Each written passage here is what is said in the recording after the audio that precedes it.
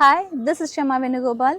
તમને કેવું પડે છે કે ગમે તેમ હોય મેં કહું ને તો જે પણ મેં કહું એ કદાચ કરે છે એમ કહેવા માંગુ છું ને તો મેં ગમે તેમ કહું એ સાંભળશે નહીં ને તો તે ગમે તેમ બોલે મને કરવું પડે છે. તો આ કોઈને પણ કોઈ એક્શન ગમે તેમ કરે બોલવું પડે છે, કરવું પડે છે. For example, no matter what I say he don't listen to me.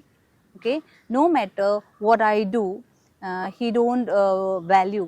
તો નો મેટર વોટ પછી તમે જેની વાત કરતા છો, આઈ છે એટલે મેં તમને કીધું નો મેટર વોટ આઈ સે, તો એ આઈની જગ્યા પર તમે કોઈ એકવચન યુઝ કરતા છો તો એ પ્રમાણે એ સેસ થઈ જાય છે.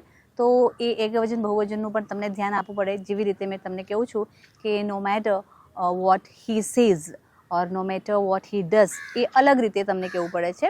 એ તો મેં જ્યારે આઈનું વપરાશ કર્યું ત્યારે મેં તમને કીધું કે no matter what I do, એ તો નો મેટર વોટ આઈ સે.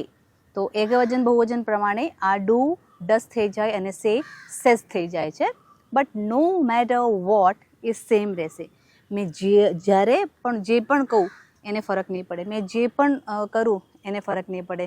તો આવા સેન્ટેન્સીસ માટે તમે આ એક ફ્રેઝને યુઝ કરી શકતા છો.